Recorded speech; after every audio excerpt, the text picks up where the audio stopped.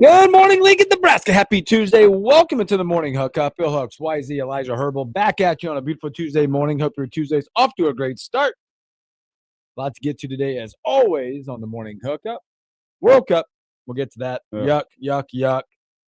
The return of Robin Washington with HuskerOnline.com. He was out there receiving an award. Talk about that. Talk about Husker Hoops. Wimbledon a little bit. There's some great stories out of tennis right now in Wimbledon. One with one British remaining. We'll talk about that. Give a little Wimbledon update.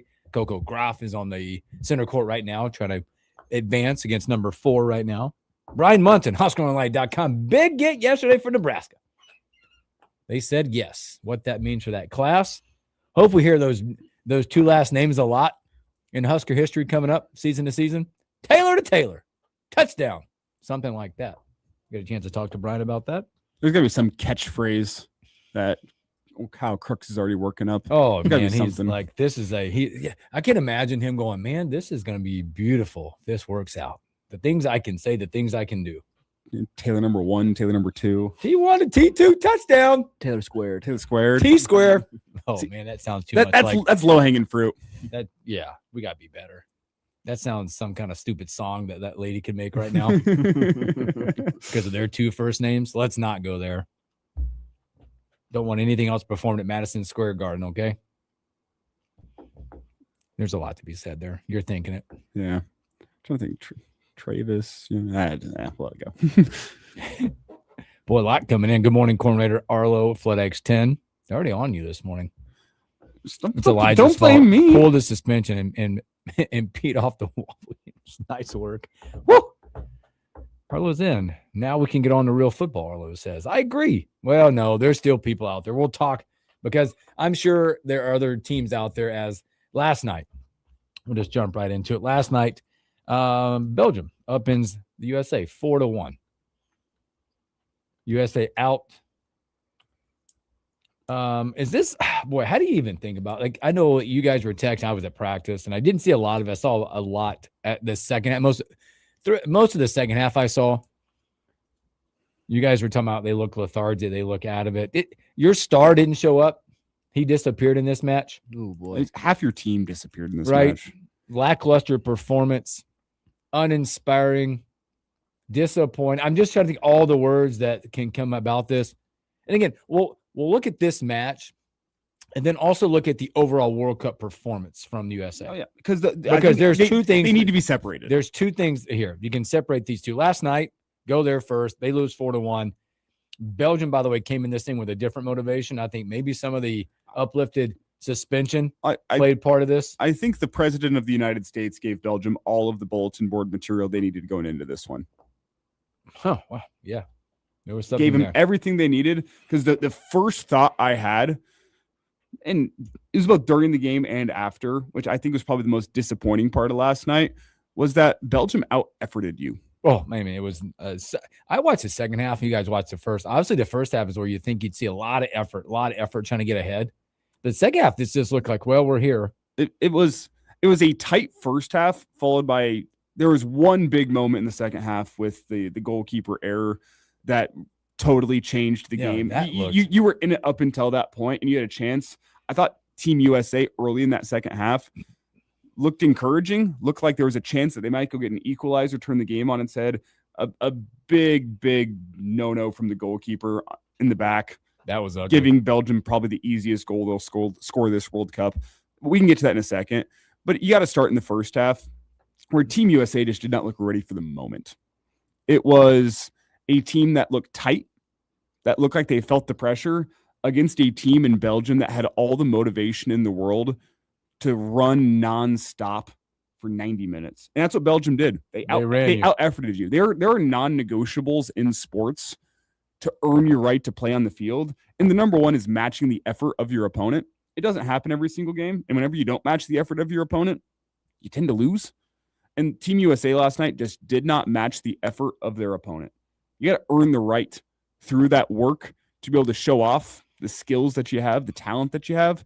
But if you don't match that effort, you'll never get the chance to show off the skill and talent that you have on your team. That's kind of what last night felt to me like, is you had a lot of guys for Team USA that probably a combination of tired legs and feeling the pressure, just did not play their best and did not rise to the moment, did not rise to just simply put the effort that Belgium put in.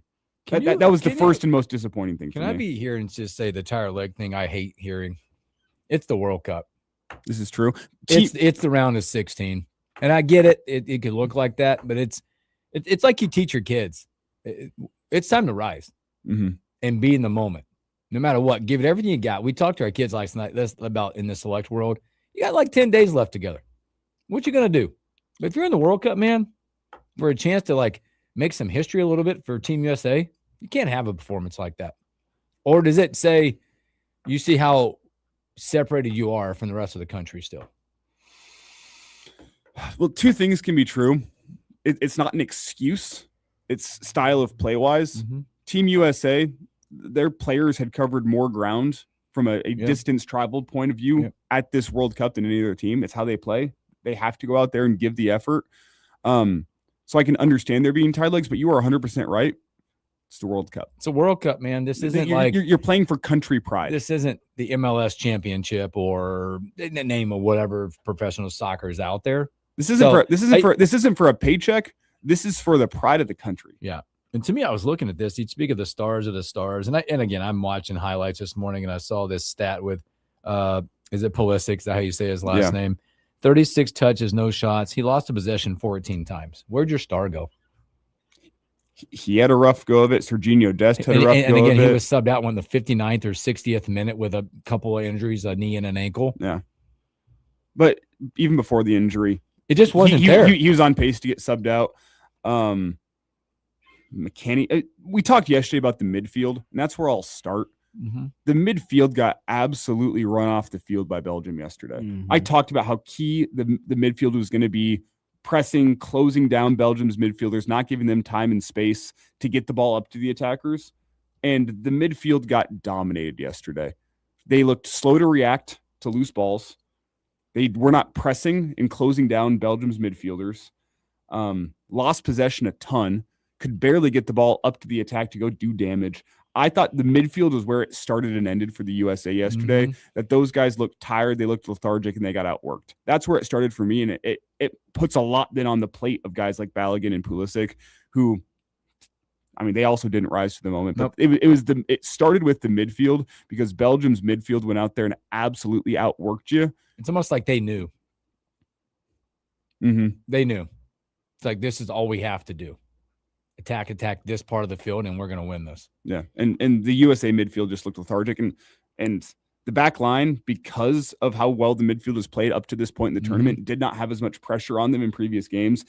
They were just facing a blitzkrieg of attacks. I think this was the performance we sort of talked about before the tournament started of this team has the talent. They have talented players on the team, but do they come together and play together? And last night they did not play together as a cohesive unit. Well, and you compare this to the last time Belgium eliminated the United States in the World Cup, 2014. It took 120 minutes. It goes to extra time. This team, on its face, is more talented than that 2014 squad. The difference was that 2014 squad had more grit. They had more togetherness. They played as a team. You could tell they were willing to die for the United States on that night. They were willing to run into the ground. That was not the vibe I got from the United States last night. This team looked like they got punched in the mouth and couldn't get back up. Like, I'm sorry, I don't want to point fingers, but I watched Tim Ream stand there as somebody was running towards goal. He just watched the ball go right past him. I'm like, they're going to make some sort of an effort. Not to mention him getting out jumped on the header. Well, then for the second goal, the play with the keeper too, he could have stopped that one. I don't know. That one deflected off of his foot. And hey, I don't think any defender in the world is expecting the keeper to give up possession there. Matt Freese, hoof it upfield, get it out of the danger area. He goes with this weird feint where his foot kind of sticks in the ground, and I mean, that is going to be a moment that is going to stick with him for a long time. And you feel for him because I don't think anyone out there for the U.S. went out there not wanting to give 100%, but it was 11 guys out there who felt the pressure and did not rise up whenever Belgium came and punched him in the mouth and began outworking them. I think that play by the keeper kind of shows what the feeling was throughout the whole team. There was that tightness, that nervousness, the pressure. Yeah. And they didn't amount to it at all. And to flip it around, I said this off the jump. With the red card decision, Belgium, they didn't need to work up any extra motivation to go out there and give 110%. No. And I think the U.S., maybe it's the U.S. media cycle kind of not anointing them, but giving them their flowers through this early part of the World Cup. They just didn't look ready to go out and match and play in a fist fight's not even the word for it last night was, but it's a heavyweight brawl. That's what comes at this point in the tournament. They did not look ready for that. A lot of people are going to use it's disappointing. Continue. Different years, same result phrase. Yeah, well, and that's the problem. That's the whole world right now is looking at the United States and pointing and laughing. Home soil, because the fan base is there. Whether it's true or not, the perception is out right now that the United States used political influence from the president to get a star player back in the squad against Belgium. You get that star player back, and you still lose 4-1 because the United States is still it's not a soccer country. They needed everything they could. They got the president of the United States on the horn to go get the best player back, and guess what happens? You still lose 4-1. The world will move on, but as of today, the whole world is pointing and laughing. Which is disappointing based on how the World Cup started. And I think there is still a lot to be proud of with this team. I think you have to disconnect last night 4-1 from what the rest of the tournament was. I don't think this team should be defined by a bad night. It should be part of the story, but it shouldn't be defined by a bad night. I hope that the kind of soccer fever that took over this country over the last couple of weeks is something that can be built upon on the future, and that more talent comes to soccer in the coming years. And this is a team that can go out and compete with the Belgiums of the world. But last night proved there is still a gap. Big gap. Belgium in a down year still went out and beat I still think, most talented team in American soccer history 4-1. That's the gap. This one to me felt like, when you're looking at it from the whole perspective, it was like, yeah, you did well in the regular season. You got to conference play and not show up. You get to the March Madness bracket and you failed in that world. I think and when you look at it, stepping back from the whole picture now in the World Cup, met expectations or missed expectations, the World Cup performances. I lean to believe that, you thought you probably could get to the 16. You met them. You had a chance to blow them out of the water. You should have gotten to the 16. You fell far short of hopes. Mm-hmm. But from a worldwide perspective, you've touched the expectations. You just got to the bottom. You're like, I'm there. You ended this tournament right where a lot of folks had the United States pegged entering this tournament. Yep. Make it to the round of 16, not deeper. If you go further back, you're like, well, like we said, different year, same result. This is where America's been, minus the 1 year where they missed, right? Round of 16, 4 of the last 5 World Cups. But I think last night, from the big picture, did show there's a gap still. Oh, yeah. Like I said, I think there's talent there, but it's a holistic talent and a way to be gamers in the right situations. Gap. Because Belgium came to this thing going, man, this is Belgium was just a better team. Which is disappointing because they're an aging team that's been lackluster thus far in the World Cup run.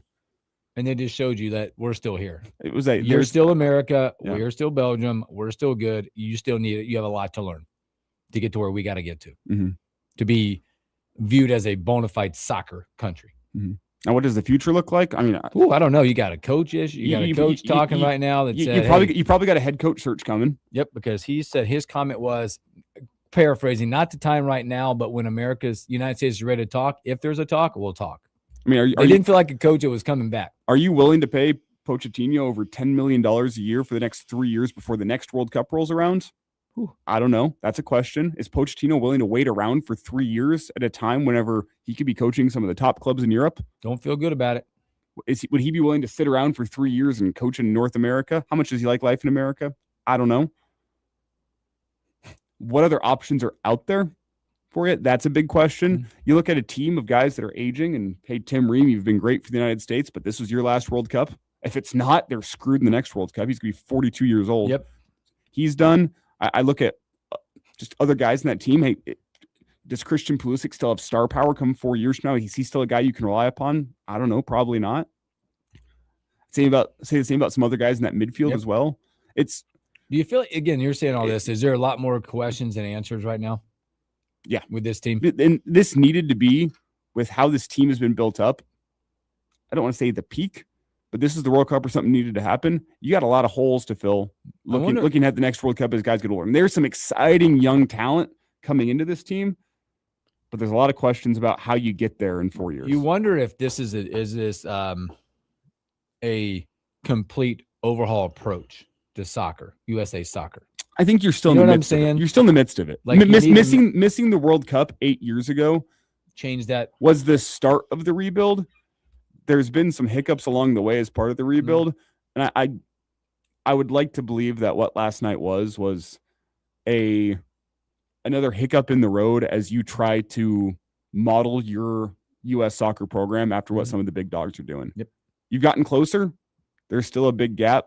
I don't think it's a full reset, but I think this is a step back and say, okay, 8 years into rebuilding the U.S. soccer team, what mistakes were made along the way, what things went right, what things do we still need to improve upon?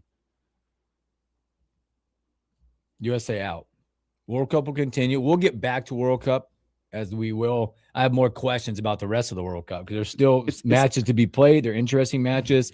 Who you riding with now? Because I know there's a popular one out there you can ride with right now. I got my bandwagon. So we'll get back to that. But let's take our first break because we don't want to miss out because he's back. It's Husker Online's Robin Washington.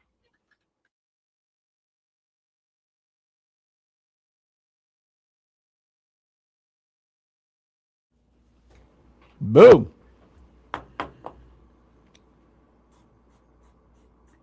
Yucky, yucky, yucky, yucky. What was that? I need to go and look.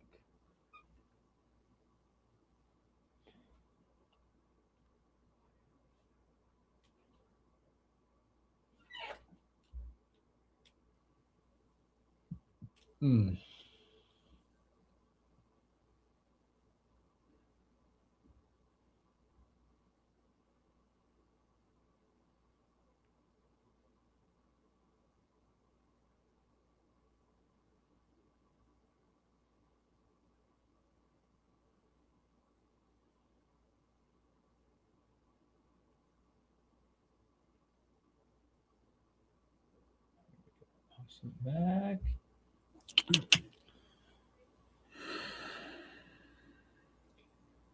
fact that Senegal was up 2-0 on Belgium. I'm thinking that Senegal team would have taken the U.S.'s lunch money too. Yeah. They did win AFCON. They were the number one team in Africa. But I also think Belgium had a lot more bulletin board material for that U.S. game. Oh, yeah. They didn't have to get up for that one.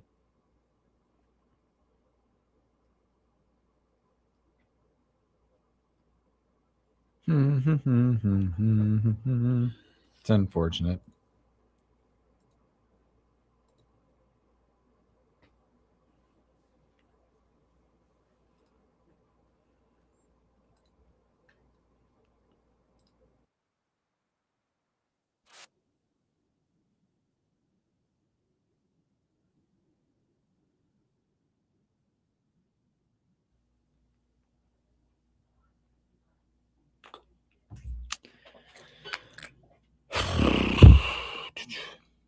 Too bad. Too sad.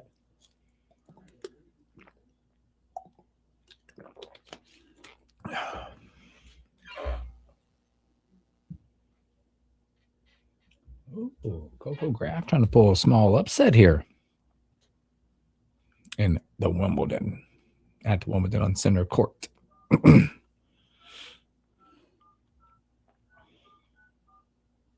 boop, boop, boop. Boop.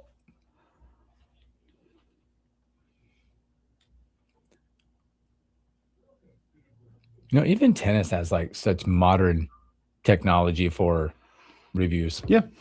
Every sport but football. Yeah, they just pinpoint the ball. It's like, nope. See what that says right there? Hit the line.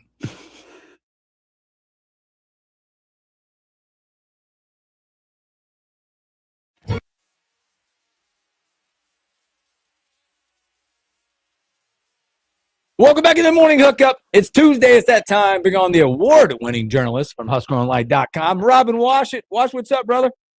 What's happening? That's your new intro. It's award-winning. It's who you are. It's Robin Wash back with us after a trip out to what I'm calling God's country, brother. How was the trip out there, except for your one unfortunate stop? I did delete that one picture because I just can't do it anymore. Yeah, I was basically in, some people call it God's country, some call it Bill Hook's country. I went there and basically name dropped you everywhere I went around Chapel Hill and got free drinks and, basically the best Southern hospitality a man could ask for. So, no, it was good. I'd been to North Carolina before. I was out there in 21 when Nebraska played North Carolina State. And so I'd been to the state, seen Raleigh, but hadn't seen anything else. So stayed in Greensboro and took a day trip out to Winston-Salem, went to Chapel Hill, went to Durham, and kind of checked off Tobacco Road's finest arenas and stadiums. And the thing that struck me the most is, like, you hear about how close Duke and Carolina are.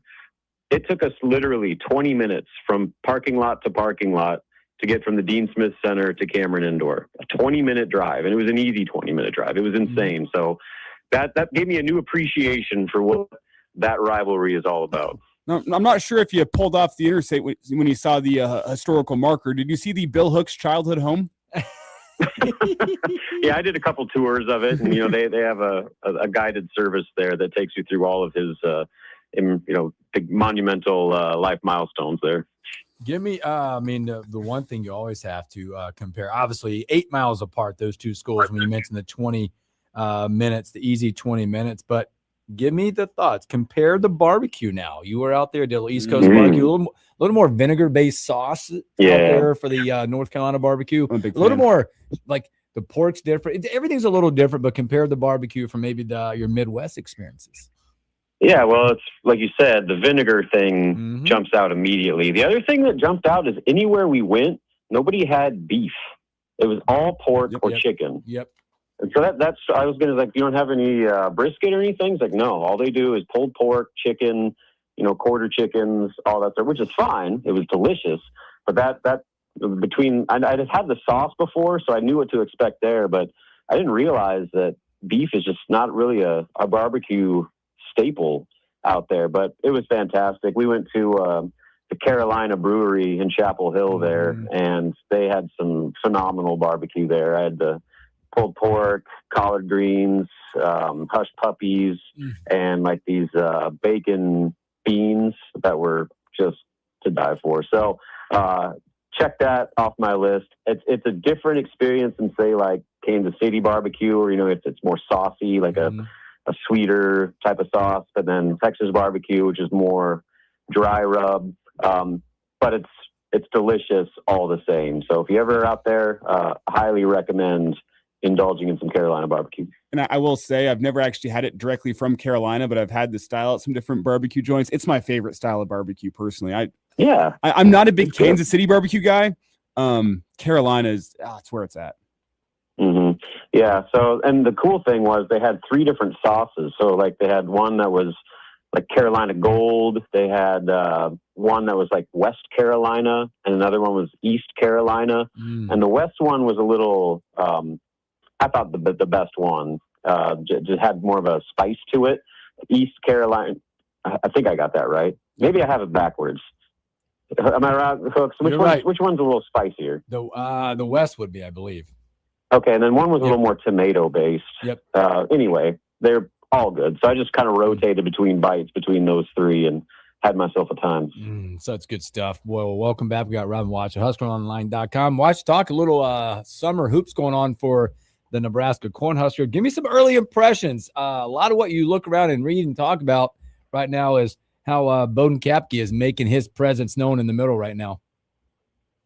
Yeah, so unfortunately, because I was out in North Carolina, I didn't get to go to the media availability, so I had to just watch the videos of that. But yeah, I mean, I think like most people, that was my first takeaway was, the praise being heaped on Bowden. And, that's something that when he committed, I know a lot of people were kind of dismissive of the get just because of, his lackluster stat lines at Butler and Boston College.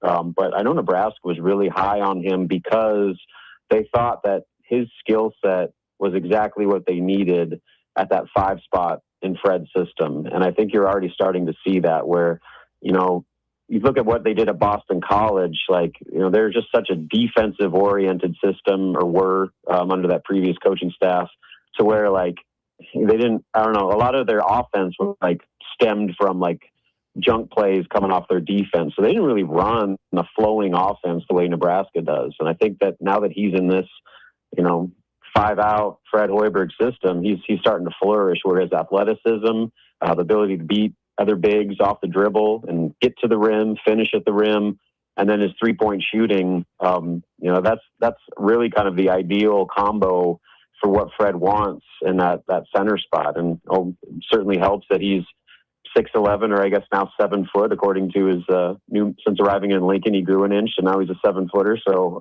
it's been really encouraging because they put a lot of chips on him to be good. And again, they're a month and a half into workout, so you take it for what it's worth. They've only just started full court, up and down, 5-on-5 stuff. So it's been kind of easing into things, but for what he's been asked to do so far, the fact that everyone, including Fred Hoiberg, has been as impressed as they are is maybe one of the more encouraging things of the summer thus far. At the 5 spot, I guess, when do you think Nebraska wants to have that spot solidified? Is that something that they'd like to have ready to go by the start of non-conference play? Is that something they're looking to have ready for the start of conference play? Will it remain fluid? I guess, what is the vision on Nebraska kind of rounding out their starting 5? Because it feels like that is kind of the biggest question mark in terms of who's going to be the starter at the 5 spot. I mean, I think it's solidified. I think Bowden's your starter. Okay. The question is, who's the next guy? And I think that competition between Leo Curtis and Damon Wilkinson is, probably a more heated battle. Now, obviously, Bowden has to continue doing what he's doing. And if he does, then I don't think it's a question whatsoever. He was brought in to be their starting center. And so only way he's not the starter is if he gets outperformed over the next few months. So, I think that part of it is pretty determined, but they're still counting on Leo Curtis making that big year 2 jump, where he's been around all off season. They're really working on strength and conditioning, and they're hoping for a Berke type jump for him, the way that Berke stayed in Lincoln and had his best season of his career last year. The hope is that Leo can physically develop to where, he can continue to play more meaningful minutes. And then Wilkinson, I mean, he's going to play, but I think he'll be more situational just because he doesn't have the offensive chops that Bowden or even Leo have. He's not a 3-point shooter. He's not much of a ball handler, but what he does give them is, kind of a little bit of that Andrew Morgan, where, he's going to be a physical body in the paint. He's really good at finishing within 5 to 7 feet, and he'll help them on the glass and, defensively give them, some size and depth that we all know is invaluable come Big Ten play. So I think that's your three-man rotation at the 5, with Bowden the clear front runner at the starting spot. And then the question is, a lot of it is basically what Leo Curtis does over the next couple months. If he makes the jump they think, I think he is your 2, your second 5-man, with Wilkinson filling in as needed. It's Robin Washington from HuskerOnline.com. And Robin, what gets a lot of the spotlight of this team coming into next season is, for good reason, the offense, the explosiveness of what it could be, the 3-point shooting and the barrage of points that could come. But there's a certain player that's kind of gone under the radar, Taj Gowerville. What do you think his role will be coming into the season next year? He's kind of in my opinion, going to be your main defender and probably a key part to this team. Oh yeah, he'll play a ton. Pot might not start, but I mean he'll be in that 18 to 20-ish minutes a game off the bench, and so he'll be a fixture in that lineup. And like you said, it's because of his defense. He's arguably their best on-ball perimeter defender, and as we know, that gets you a long way at Nebraska with Nate Lenzer's influence. If you can defend at an elite level, they're going to find a role for you. So he's going to be a fixture, like I said, in that rotation. And I think his value is really going to be felt when the level of competition increases and you start getting those all-conference, all-American level guards that Nebraska is inevitably going to face this year. You got to have someone that can just go man for man on a guy. And I think Taj is probably your best option there, with not only his defensive ability, but he loves defense. You know, he's like has prided himself on being a lockdown defender for years now. And, you know, they keep saying you don't play at San Diego State if you can't defend. So, you know, that shows in itself the level of defender he is. And I think when you got, you know, a coach like Nate Lenzer that can, you know, bring out the most out of anybody that plays for him, the defensively, the sky seems to be the limit for Taj DeGorville. Again, we're speaking to Robin Wash at HuskerOnline.com. Wash, you know, we've talked a lot about the makeup of this team, the returners that we've talked about, whether it be Price or Frager. We got Lenhart back in the mix, and, you know, and then the newcomers, Lenhart, Orme, all of them, right? Talk to me about Connor Season's return to this team, where he fits, what it looks like for him, expectations as he continues his return to this roster and into this rotation. Connor's always been such a streaky player where, like, when he's hot, there are few shooters of his ability in the Big Ten and maybe in the country. Like, I mean, he's the type of guy that can hit 6 or 7 threes in a game, you know, when he's feeling it. But the problem is, for every one of those games, you know, he's had those 0 for 4, 1 for 5, you know, type games where it's like, you know, it's with what that he lacked defensively when he's not making threes, it's been hard to play him. And so, like, that's kind of the question is, one, you know, how is he coming off that injury? He is full go. He's been practicing, you know, pretty much all summer with no restrictions. So that's positive. But I think the real X factor for him is, can he defend well enough to not make him just a heat check type sub where you put him in for a few minutes, let him jack some threes. And if he makes them, well, then you keep playing him. And if he doesn't, then you pull him for somebody else. That's the thing as far as his on-court role. But if nothing else, Connor is going to be a huge part of the leadership equation. You know, you look at what they lost with Sam, Brink, Jamarcus, just the vocal leadership, you know, and the guys that do everything the right way. I think that is something that Connor can really be of value. Like, even if he's not playing, and who knows, maybe he'll be their one of the top guys off the bench and average, you know, double figures. We'll see. But if nothing else, his leadership on a team that is, you know, trying to fill some big shoes in that regard is going to be a pretty critical piece to Nebraska taking the jump, even further than it did last year. Robin, as you look at this basketball team, and we're kind of here in July starting to look ahead to football season, we'll have the Big Ten preseason media poll coming out in football here in just a couple weeks. That always drops ahead of Big Ten media days. But on the basketball side of things, what type of preseason hype are you expecting for this Husker basketball squad? I mean, I think they earned the right to be in the conversation. Not to say they're going to be picked to win the league or anything, but I think top 5 is certainly justifiable with what they did last year, what they bring back, what other teams are having to replace, you know, some of the roster and coaching movement in the conference. Like, I think Nebraska, from a stability standpoint and coming off what they did the year before, they're right in that equation. So it would not surprise me whatsoever if they're preseason top 5, maybe top 6 at worst. And I think that's not a stretch, just considering what Nebraska's roster is right now, and the fact that, you know, they've got the reigning coach of the year back on the bench. So, you know, I guess we'll see just kind of what the rest of the league thinks. Maybe inside the Nebraska bubble, where, you know, putting a little bit too much stock into it, and, you know, voters in Champaign or State College don't think the same way. But I would not be surprised whatsoever if Nebraska's in that top quarter of the conference to start the season. Well, speaking of one team that always has too much stock put into them, the football season, we are wow. Jeez. Catching strays. We are slowly approaching football season, and I guess I just wanted to get sort of a pulse check on where you're at with this season coming in. I have a complete overhaul in the defense. You have a new quarterback looking towards, I guess, go to a new identity in the offense, new special teams coordinator. You have a lot of moving pieces, a lot of a lot of new guys coming in. Where are you feeling coming into the season with a harder schedule this year? Yeah, I mean, I'm like most people where I think you can talk yourself into some reasons for optimism. If Calandria is the playmaker and game changer that Nebraska thinks he can be, then that's something Nebraska hasn't had in a while, where you have a quarterback that can just create. It doesn't have to like all fall into the scheme of the play. And if the first two reads aren't there, then the play's busted. So like that adds a new element that I think you hope Dana Holgerson is able to utilize and, maybe open his bag up a little bit compared to what they've been doing the last couple of years. But that's to be determined.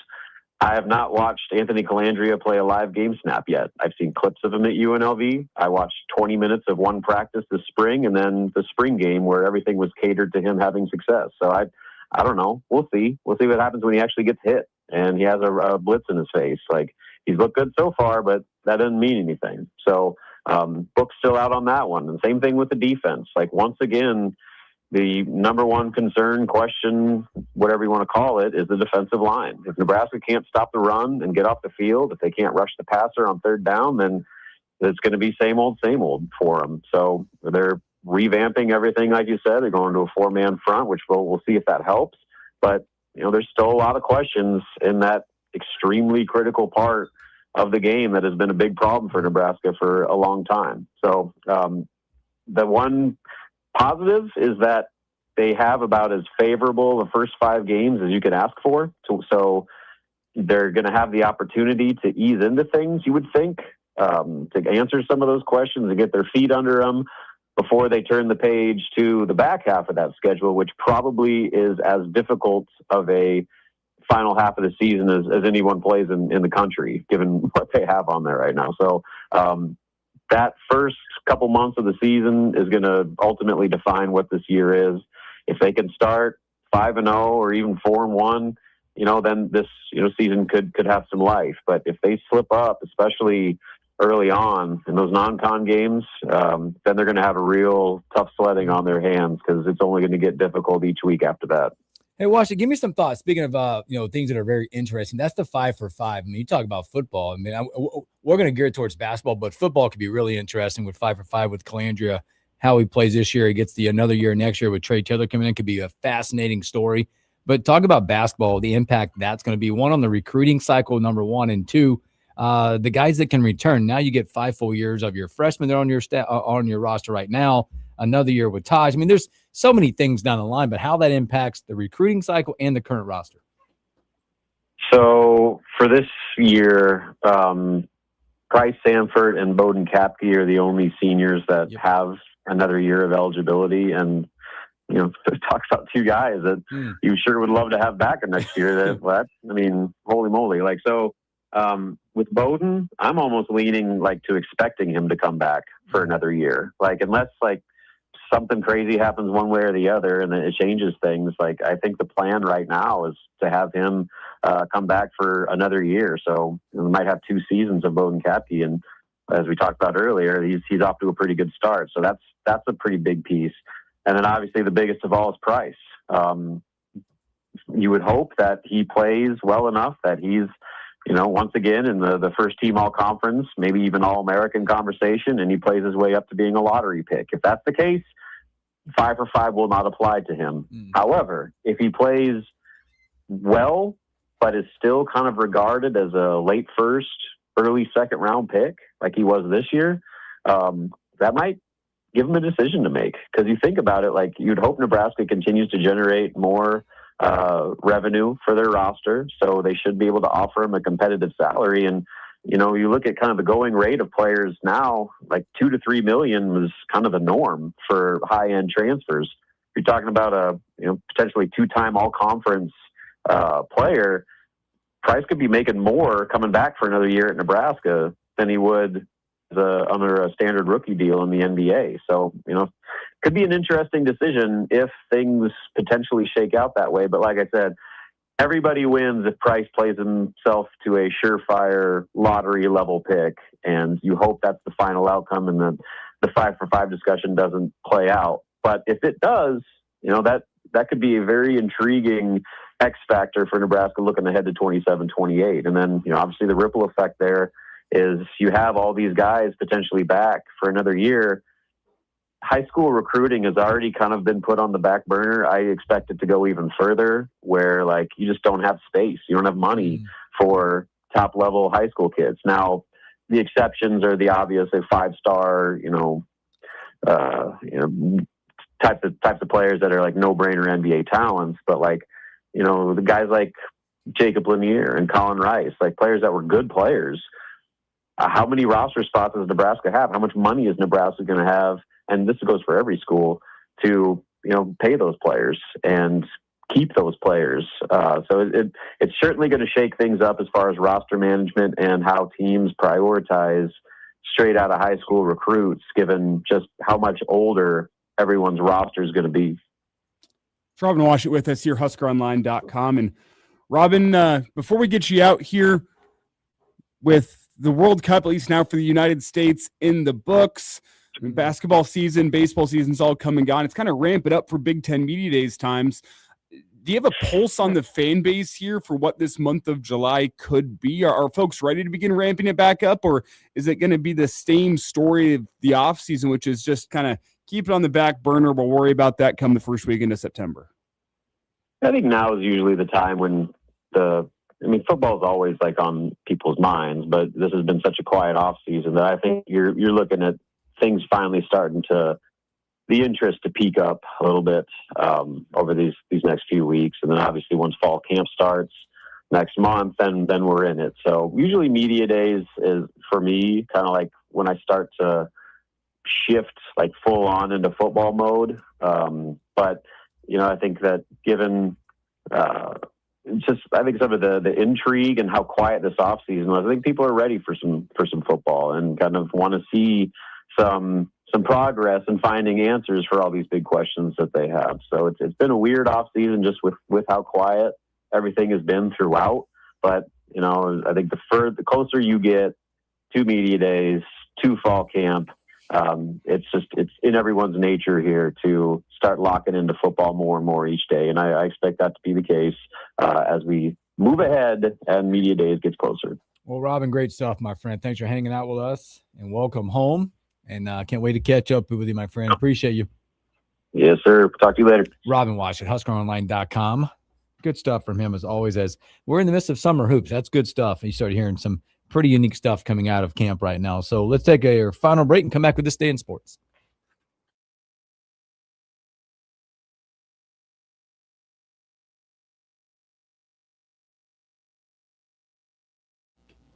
I agree. It was that Tomo 7777. Yeah, it sounds like more potential than last year. As not to knock last year's team, they made history.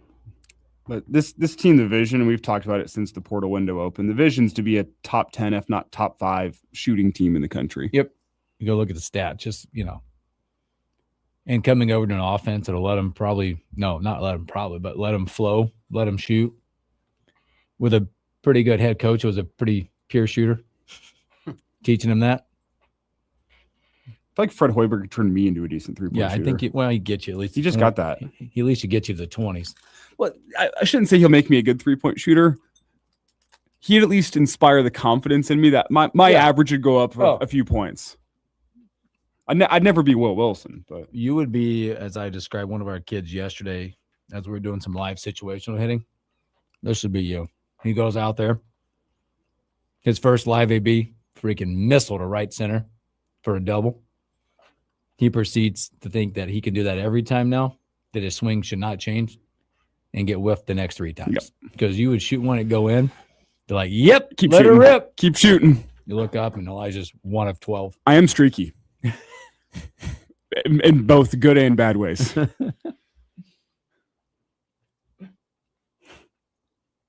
hits an absolute tank yesterday. And then the next time it's like, well, where did you go? Well, I think I can hit doubles all the time, coach. It don't work like that.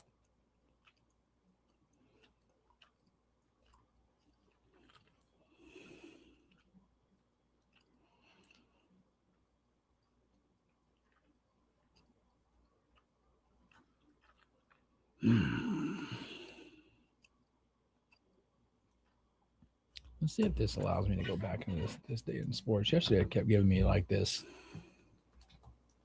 detection notice. Didn't like that at all. It was not my friend.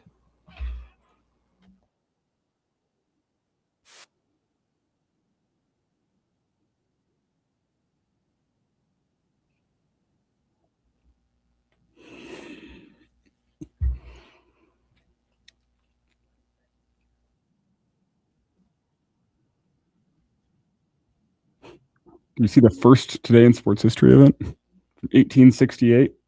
I doubt we're going to get into it because it's about cricket. Surrey's legendary wicketkeeper Ted Pooley. Who could forget? Yeah, back in 18. Yeah, who could forget? One of my favorites growing up. I was always inspired. I had a poster of him up in my room. Actually, I was told all about him growing up. You wouldn't believe this. I mean, he had 12 dismissals.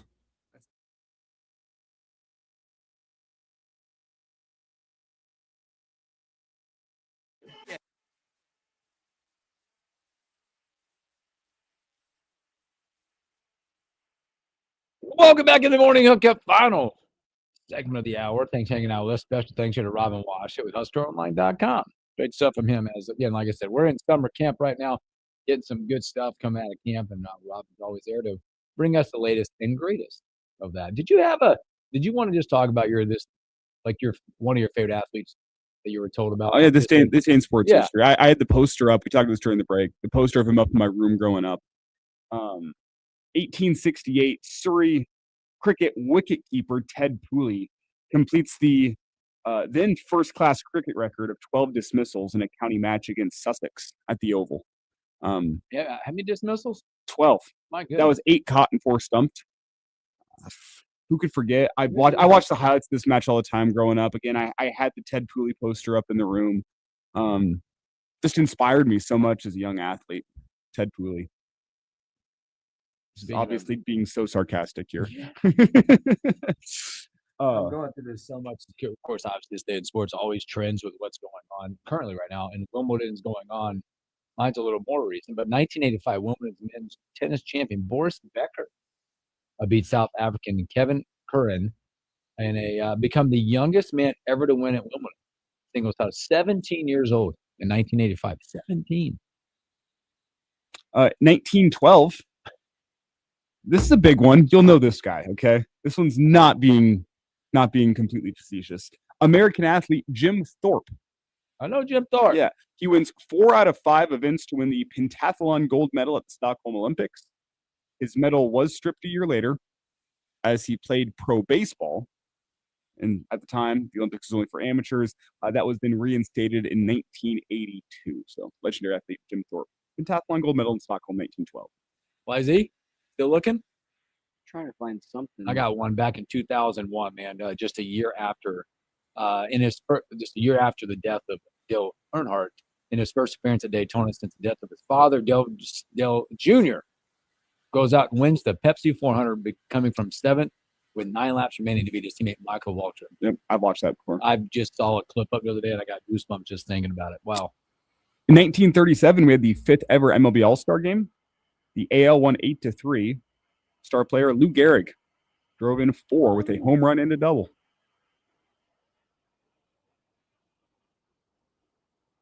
This one's kind of crazy. Cleveland Indians first baseman Travis Hafner becomes first player in MLB history to hit 5 grand slams before the All-Star break. Does anyone want to have more than 1 grand slam this year? I don't think so. No. 5 grand slams halfway through the season. Oh, no. It's wild. Yordan Alvarez has 3 this season. Whoa. For Houston. He leads the league. It's there. Everyone else, I mean, you have a litany of people with 2.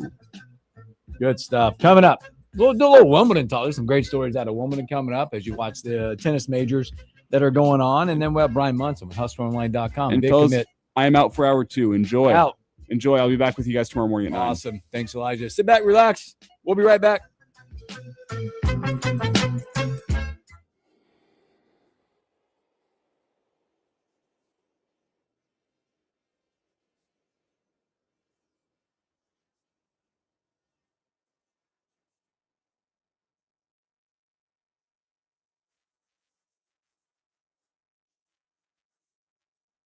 Market Park. Wings serve 5 to 7 p.m. with live music until 8. Get your tickets today at wingfestlincoln.com. All proceeds help fund creative learning spaces for youth in Lincoln and Lancaster counties. wingfestlincoln.com.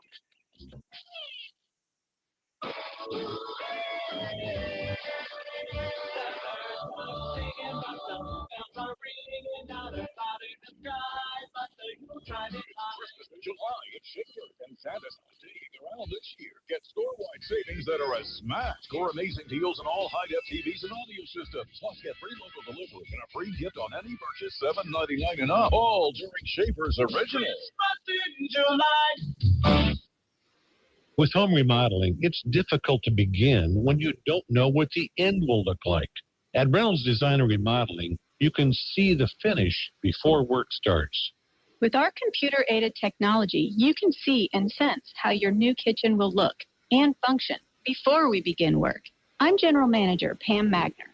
Not many remodeling companies offer this. We do. See your new kitchen before it's built. Start today at reynoldsdesignremodel.com. This is how we do every day. And if you want to come and taste them. If you love them enough to turn off your music and pretend like their music is your music, This is Mommy's jam. then surely you check nhtsa.gov/the right seat to make sure they're in the right car seat. Let's play it again. Check today at nhtsa.gov/the right seat. Brought to you by the National Highway Traffic Safety Administration and the Ad Council. Secret time. We were spending money on trade show swag nobody wanted. And the worst part, we knew it. We didn't need more throwaway stuff with our logo on it. So we connected with Amy at Firespring. She helped us think beyond random gimmicks and choose higher quality promo items that fit our budget and our brand. With 15 years of promotional marketing experience, Amy knew what giveaway items would get used and get us noticed. Thanks, Firespring. That's right. For more than 30 years, Firespring has helped businesses and nonprofits show up strong, from first impressions to getting found online. That means marketing, website, print, and promotional support that builds trust and keeps you top of mind. We know how it goes. Get noticed for the right reasons with Firespring, a brand experience company. Visit firespring.com to learn more or call 402-437-0000 and ask for Amy. Let's go! With Liberty Plus checking from Liberty First Credit Union, your money helps you move forward. Earn up to 5.50% APY on balances up to $40,000. Plus, rack up You Choose rewards that you can redeem for cash, travel, and more. With relationship pricing on savings, CDs, and loan rate discounts, Liberty Plus checking helps you earn more with every dollar. Let's go! Earn with Liberty Plus checking. Visit LibertyFirstCU.com. Qualifications apply. Visit LibertyFirstCU.com for details. Has your child swallowed your medicine, your laundry detergent, your nail polish remover? Call the Poison Helpline. Have you inhaled paint thinner, glue, pesticides? Call the Poison Helpline. Have a question about a dose, a fume, something your kid just drank? Call the Poison Helpline. Poisonings can happen at the home, on the job, or in the great outdoors. Call the Poison Helpline first for fast, free advice from medical professionals. Call 1-800-222-1222 anytime, anywhere. 1-800-222-1222. Save the number, save a life. Brought to you by the U.S. Department of Health and Human Services. Lincoln's local news, talk, sports, and weather station. FM 101.5, 1240 AM, KFOR, and KFRX HD3, Lincoln. From ABC News, I'm Sherry Preston. The British military says a tanker was hit by a drone in the Strait of Hormuz today, the third such attack today alone. And the new assaults, the threatening ones to choke off the flow of vessels in the strait and to further strain the U.S.-Iran ceasefire. That happening as the NATO summit kicks off in Ankara, Turkey, where President Trump said today the U.S. is considering letting Turkey buy American-made F-35. The decision we're going to make, and we have a very good relationship. I would think that many people, I can tell you, many people, including the people sitting right here, thinks, why wouldn't we do that? We have a better relationship with Turkey, and Turkey's been in many ways much more loyal than other countries that we think would be loyal. The president angry that more NATO countries didn't help in the conflict against Iran. Evacuations are underway on New York City's east side after steel support beams in the 21st and 22nd floors of a building being converted from office to residential buckled. That caused 5 floors of the building to start caving under the stress. The building, formerly Pfizer headquarters, is the largest office conversion in New York City history. The man accused of murdering Charlie Kirk and Kirk's family are expected in the courtroom soon in the second day of his preliminary hearing. ABC's Alex Stone will be there.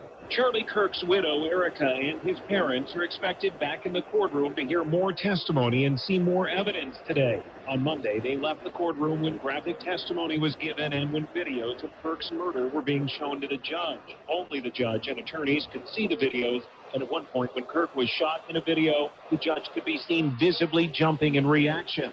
Today, more testimony from law enforcement who responded to and investigated Kirk's murder is expected. Alex Stone, ABC News, Provo, Utah. Prince Harry losing his latest invasion of privacy battle with the British tabloids today. You're listening to ABC News. Man, I love this place. I've been surfing here since I was a kid. Now, seeing my grandson out in the water, it means everything to me. Watching him, taking in the blue waves, the sea breeze, the blurry horizon. If you have geographic atrophy, or GA, subtle changes in vision could mean it's progressing toward irreversible vision loss. Izervay is proven to slow GA progression and could help preserve your vision for longer, so you may keep seeing the world around you. Izervay, or avastin-capsid pegol, is an eye injection. Don't take it if you have an infection or active swelling in or around your eye. Izervay can cause eye infection, retinal detachment, or increased risk of wet AMD. Izervay may cause blood in the white of the eye, blurred vision, or a temporary increase in eye pressure. Do not drive or use machinery until vision has recovered after an eye injection or exam. Ask your retina specialist how you can slow your GA with Izervay. To learn more, call 1-855-IZERVAY or go to izervay.com. Paid for by Astellas. Laying out the priority list for LPS's outdoor projects. Good morning, I'm Jeff Moats. We have 81 degrees at KFOR. There's a wide range of items Lincoln Public Schools would like to fix up as part of their 10-year comprehensive plan for outdoor spaces at elementary, middle, and high schools. LPS Superintendent for Business Affairs Liz Standish says the next steps include identifying projects for the 2026-27 school year and determining funding. See if there's any outside partners that want to participate, and based on funding available, we will develop a project schedule. One of the items to be looked at would be adding lights to each high school's primary football, soccer field, and track. The bids for each individual project will come to Lincoln Board of Education for consideration and approval. The sheriff of Dodge County has pleaded guilty to wire fraud, according to the U.S. Attorney's Office for the District of Nebraska. Prosecutors say 46-year-old Dustin Weitzel served as the treasurer of the Dodge County Fraternal Order of Police Lodge 17 from 2018 to 2023. They allege that Weitzel made unauthorized transactions using the lodge's bank account for more than $45,000 to his own personal accounts. Weitzel has since returned more than $40,000 of the money.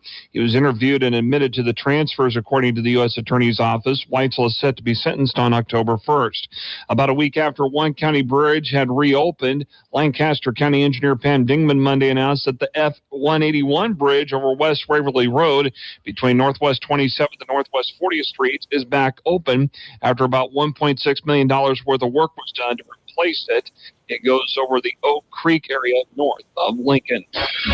Lincoln's first forecast, sunny today, a high of 92. Clear tonight, a low of 71. Sunny tomorrow, a slight chance of afternoon thunderstorms, the high of 93.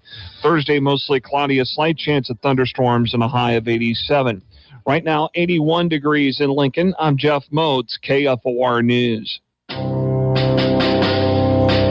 the battlefield, there's a saying America's military men and women live by. Never leave a fallen warrior behind, ever. Off the battlefield, Wounded Warrior Project operates with the same goal.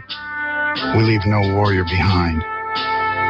Wounded Warrior Project is a non-profit organization created to help our men and women returning home with the scars of war. Whether those scars are physical or mental, we're here to make sure that they heal. And whether it's helping those with post-traumatic stress disorder live a normal life again, or giving much-needed support to injured warriors and veterans hospitals. Because no one deserves our help more than the men and women who risk their lives to keep us safe. Wounded Warrior Project. We never leave a fallen warrior behind. Ever. Learn more about what we do at woundedwarriorproject.org. This is the Morning Hookup on KFOR.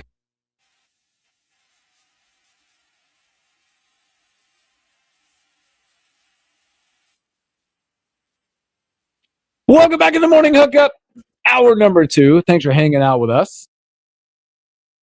We will do some of those. Thanks for keeping us honest there. Updates on softball and women's hoops. Oh, yeah, we'll have frequent updates as we get those and as they progress through their summers and falls and things like that. And we'll be up and up in all the Husker sports. As, boy, it was a go back and look on last year. The number of teams that finished in the top 10, top 15, top 20, minus football. But everything else was a very hugely successful year for Nebraska sports there as well. We hit everything here on the Morning Hookup. Yes, we do. Yes, we do. And versatile. And thanks for bringing it up as well, because sometimes, we're human. We might forget. Mm-hmm. But we'll bring you some of those updates as we get them and talk about all those teams and keep you up and the what we might know, what you might know as well. Coming up here in about 10 minutes or so, we'll have Brian Muntz on HuskerOnline.com. Great stuff yesterday for a big-time commit, and we'll talk through that.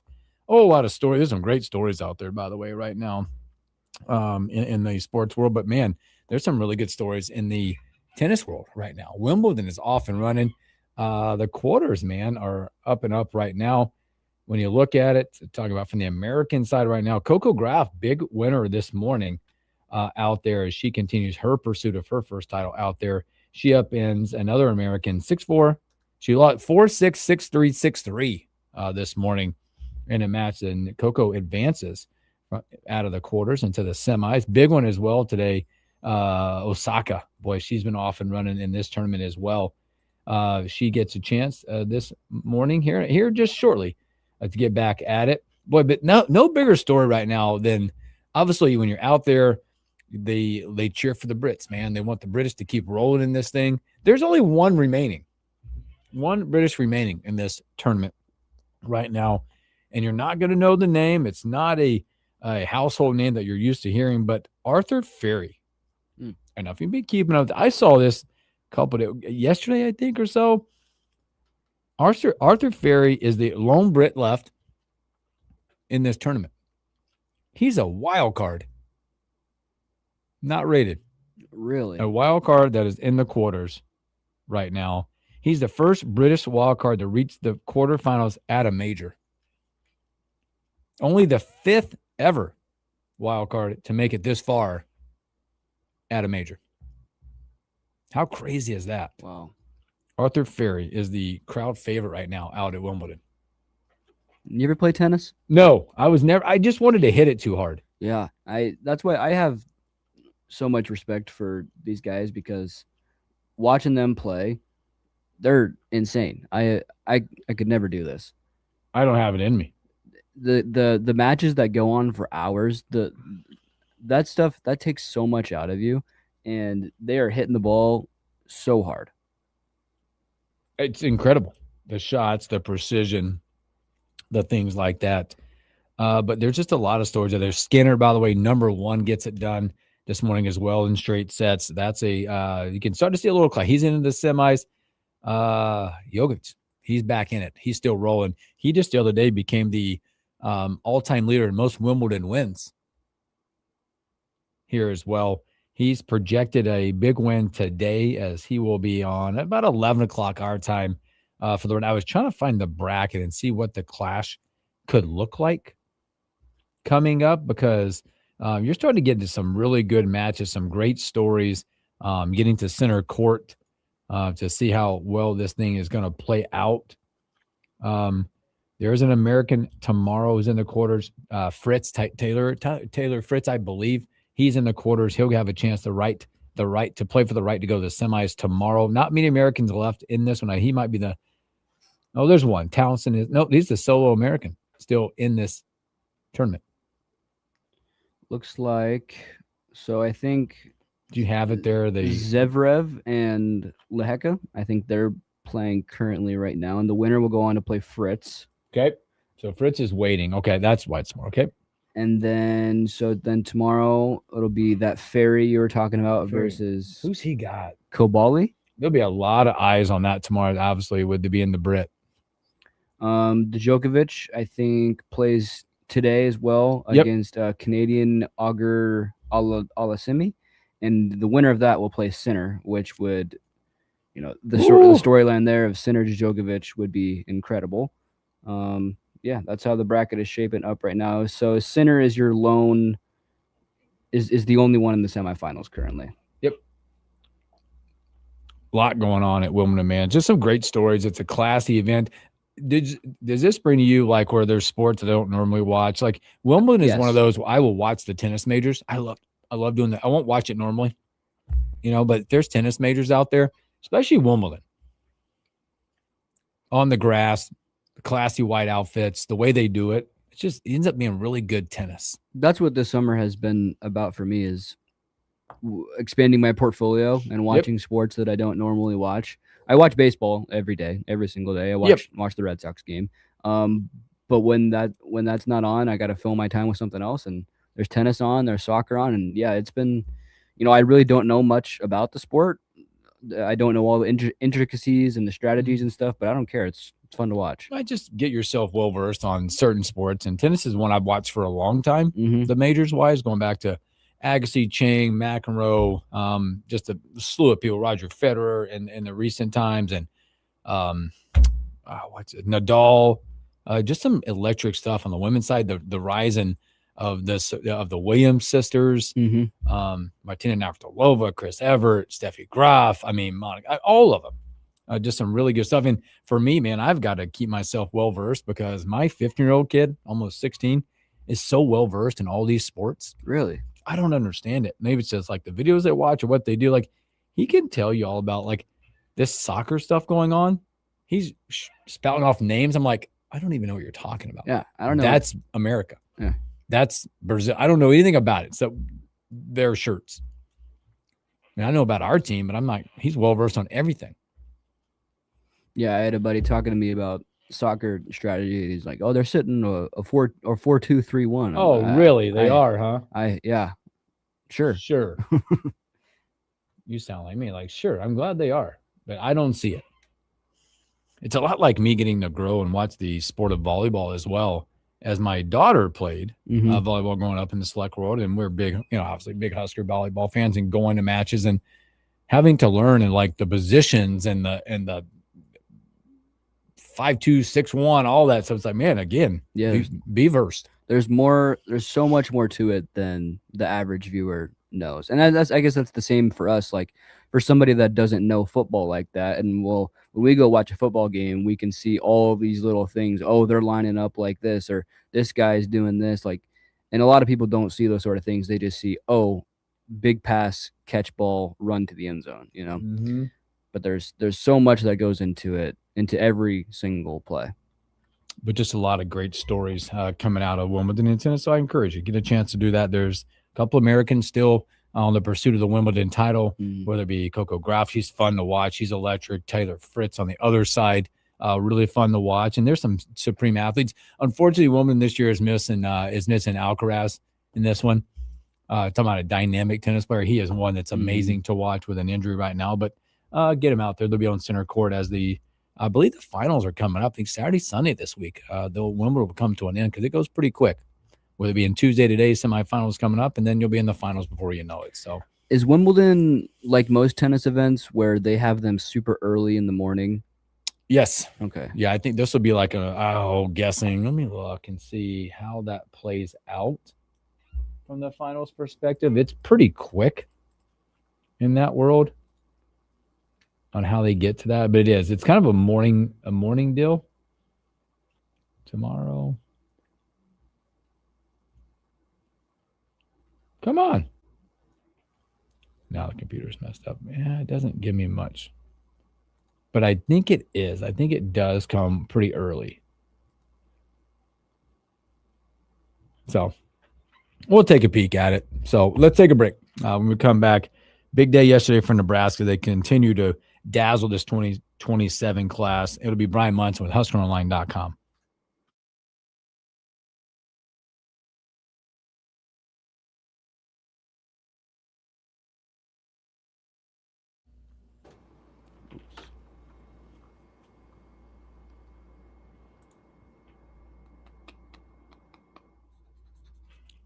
Yeah. Brian Munson. A lot with Munson, man. Is this heat wave that we've had finally surpassing? I don't know. I think it's gonna be hot. This thing has been about all the humidity. Kind of swampy. It's what it's felt like, just like swamp stuff.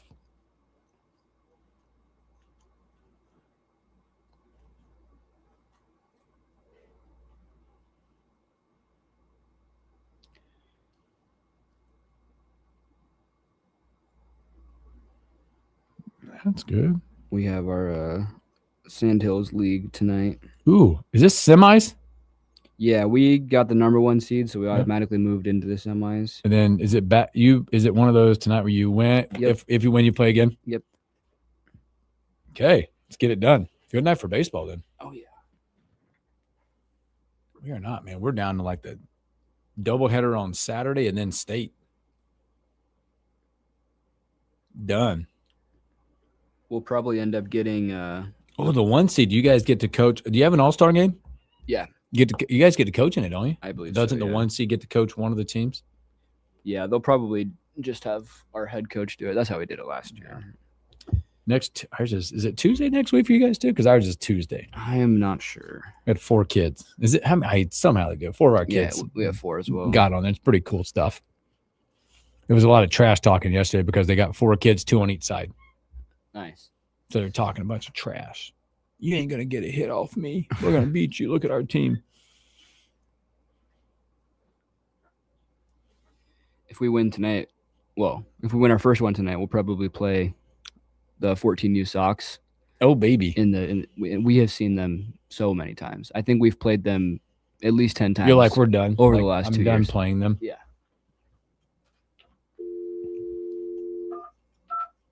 Up.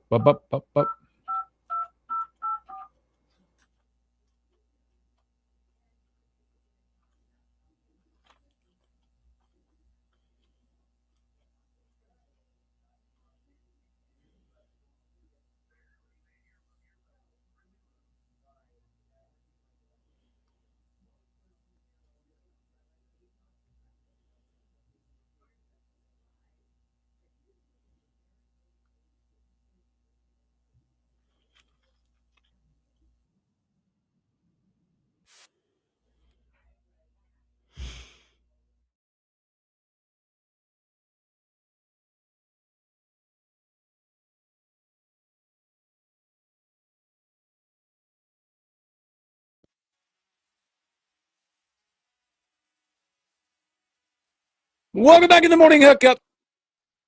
That time. It's our guy, Brian Munson, HuskerOnline.com. B, what's up?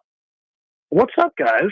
I feel like I love this song we're playing because it's like your jam. But doesn't it feel I like can't hear it? What is it? What's the? You hear it now? Oh yeah, baby. Is that Texas Flood? No, that's not Texas. It is But I Texas just Flood, isn't it? feel like that's a great one. But it's like, why were we not playing? All we do is win, win, win right now, because that recruiting trail has been hot. They've been closing deals. There's your right. song right there. That's your song. Feeling hot.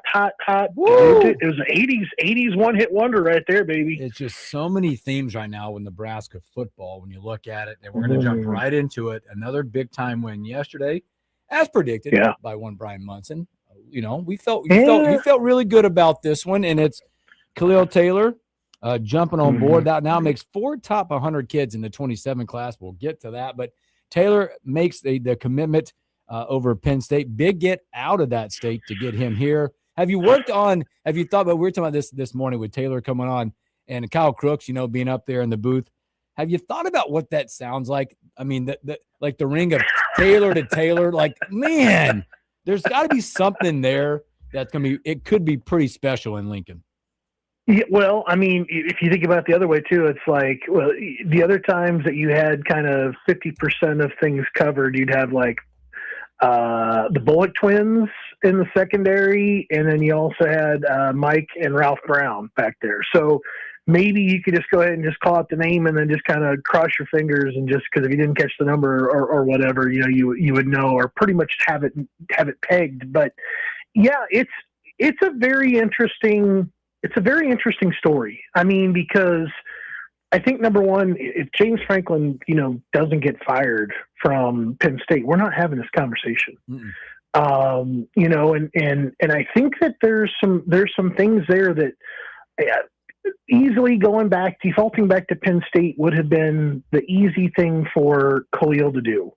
What he did is really kind of challenge himself to go through the process and kind of make sure what he was doing was the right thing, because he could have always gone back to Matt Campbell. And that would not have been a bad decision. There's plenty of people in his crowd that obviously when they saw the Penn State hat get picked up, put on his head, they were pretty fired up about it. Then he launches it into orbit, and puts on the Nebraska hat. I think what happened here, I think it's testimony. It's something I think that people should consider, is that, when you go through the process and you allow your family to be part of the process and you allow them to see what's going on at all these various places. And even though, Happy Valley is kind of under your nose or in that part of the state, and, a lot of people have a lot of ties there, people make decisions based on, good family values and what the family feels like is the best thing for the recruit. And I really feel like that's what kind of went out here. I think Trey Taylor plays a massive part in this. I mean, they've had a relationship now going back for well over a year. They have spent a lot of time together. And I have a feeling that, those two have already got some chemistry, that basically is really going to help things out when it comes to them being on, in Lincoln together, going through all the things. I think that that's really going to help them assimilate, gel, build some chemistry. I think the other part, and we kind of discussed this, I'm not trying to dig on the kid, and I'm going to go ahead and bring it back, but a lot of people want to ask me the differences between Matthew Gregory and Khalil Taylor. The number of differences are huge. There was a very limited route tree I felt like you could run with Matthew Gregory. I didn't think that he would be kind of a day one, prepared kind of plug him in and let him go kind of guy, and didn't show any type of physicality, didn't have any blocking plays, didn't show an ability to get off the line of scrimmage. Was kind of just, had a lot of speed, but didn't have that separation still. And Khalil, on the other hand, is incredibly physical.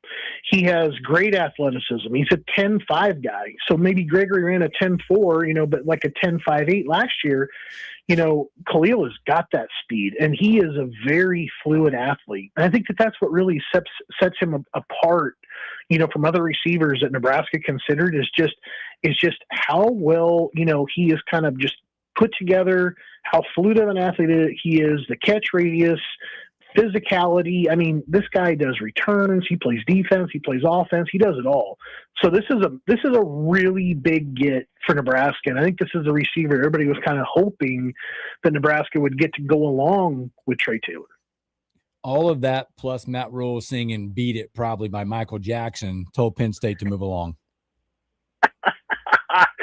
Well, I don't think Penn State is going to go away quietly. I think that we can all kind of count on that there's going to be a pressure there, by Matt Campbell, by Penn State, to kind of try to keep things open with Khalil. I mean, there's a long period of time here between now and December. And I know that people, that frustrates people, because they're like, yeah, here we are, Nebraska got another top 100 player out of the class, and now we got to wait all the way to December to see whether or not he's going to sign with us. Well, flipping is not a new term. It's been part of recruiting, since the very, invention of it. So I think people just have to kind of understand that when you want to play in this end of the pool and you want to start talking about Nebraska going and getting top 100 players, and you have schools like Penn State or Ohio State, for Trey Taylor, or a Texas A&M for Ogbanoma, or whomever else potentially you want to throw out there that could potentially have somebody else looking at them. This is what you get when it comes to that end of the pool. And now Matt Rule and his staff, they've got to go back and keep recruiting these guys all the way up to December, which is something that they've done a very good job with. And I think that, I took a lot away from what Khalil said yesterday in his press conference following his commitment, where he was just like, it was the coaches. It was the coaches at Nebraska, them and Trey Taylor, that really got this thing done for me. And I have a feeling those are the same individuals that are going to be the ones that will be responsible for keeping Khalil Taylor as part of the class all the way up to signing day. Brian, I mean, is there more coming? Can we expect more from it? Feels like it, doesn't it? Like, just keep it coming. It feels like I'm over here with carpal tunnel, and you guys are talking about like wanting to go ahead and get more. No, so I mean, Ahmad Hudson, that's kind of a flip possibility for Nebraska. I mean, they missed on Kamari Whitfield yesterday, which, I think that's a luxury that they could afford, not getting. They've got a really nice class in the secondary with Corey and Torrey and the two cornerbacks. So I think they've got, 4 4-star guys back there already. I think they all kind of slot to like what it is that they can do, but they're all incredibly versatile and they can do different things for, in the secondary for Coach Williams. I think Nebraska does have to keep an eye on a couple different positions as we kind of move forward. I really don't think that they have done enough at the edge spot when it comes to like getting another like pass rusher in the class. I know they've got Mo, and I think Mo's a very good long, edge kind of guy. He's got a great motor as well. I love the way he uses his length and he attacks the outside shoulder of the offensive tackles. But I think that when you start talking about the Big Ten, you really have to have those kind of guys, rotating in every couple 3 plays, keep fresh legs, keep getting pressure on the quarterbacks. And those are the guys that just Nebraska doesn't have enough of them on their roster currently. So I don't want to say that, that this is the class, right? That this is 22 players, maybe a commit from Hudson, which would be huge. I mean, it would be absolutely ginormous. But I think that you pretty much have seen it all. I think you pretty much what you see is what you get. And I do feel like Nebraska does need to keep their eye open for at least that spot, maybe even linebacker too. Otherwise, I think the class is pretty much done. Again, we're speaking to Brian Munson, HuskerOnline.com. Well, Brian, talk about the optics of this class that's coming. I read a headline. I've not read the article yet, but it's Greg Smith put an article out on HuskerOnline.com, and it says it's amazing. It says it's the most talented class since 2005. That's a gap, my friend. That is a gap of all gaps you look at. But what is that symbol for Nebraska? Are they a player now, or is it just like a man who put I don't know how to say it, but are we back in the mix of really being a household name in the recruiting world? I would say yeah. To the last question, I mean, I think what Greg's referencing is a solid data point when you start talking about having 4 top 100 players in a single class, which is kind of where you're going to. So it's got a top end to it, and then you've got some still like a Justin Lindsay isn't going to move the needle too much for you there at the very bottom of it all. But I mean, I think in terms of like the top end talent, it is one of the most talented classes. I don't know if top to bottom it's the most talented, but I do feel like he's got a great point, like with getting those top end guys. The guys that we're going to talk about nationally that somebody's going to continue to keep talking to them. Like, we talked about Torrey Pittman with LSU and Miami. We talked about Trey Taylor with Ohio State. We're going to be talking about Khalil Taylor with Penn State and probably others. And Agbanoma, we're going to talk about him with Texas A&M and potentially other schools as well. Guess what? Those are the 4 top 100 players in the country, that Nebraska has currently on their commitment list. So that would make all very good logical sense. But at the same time, I think Nebraska here did such a wonderful job. And this is something that we had talked about. Like when it comes to recruiting, they were just they didn't have a great end-to-end process together for the 2026 group. They didn't have that group of players that that they had coming in the fall of their junior years and coming back for the junior day, the following January, February, to then back in the spring, into June official visit dates, and then into commitments in June and July. You saw a group that had to re-stand up essentially that entire class back in like January. Like look at the number of guys that didn't visit, in the previous fall. A guy like Danny Odom wasn't even on the guys, on Nebraska's radar. So, I mean, you could go through that list and kind of just say, okay, Nebraska restood up that list there. But when you get into true effectiveness is when Nebraska can end-to-end process these guys, potentially get them in the summer before their junior years, back in the fall for a game or two of their junior year, back in the spring, either for junior day and or spring practice. That's where like the big business kind of conversations start to happen. And then you get them back for potentially a spring game, which is kind of the cherry on top. And then you get them in for June for an official visit. So logically, you should have at least, 2 or 3 visits, I think, during that time frame leading up to your official visit, which builds that process. And that's what really Nebraska was able to do this year. It was really a well laid out plan by Matt Rule and his staff. And Brian, they're not just starting with the 2027 class, but they're also extending out to the 2028 class. Yes. Recently extended an offer to Malin Hall, a cornerback out of Texas, and that's kind of been the sentiment I've gotten from this coaching staff is they want to shore out the secondary. Mm-hmm. No, absolutely. I think the secondary is.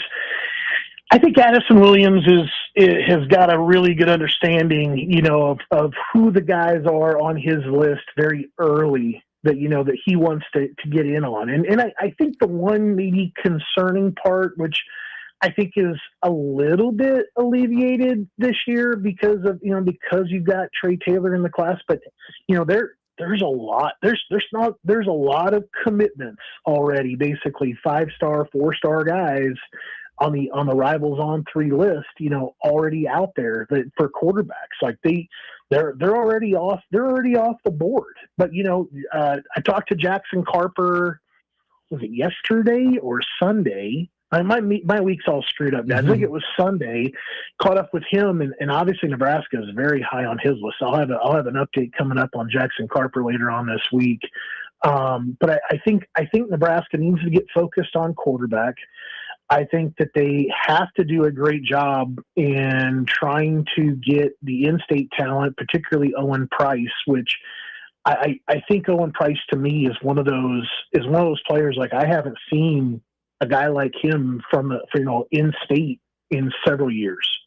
I can't think of like the last guy that was really like had that kind of physicality and athleticism and length.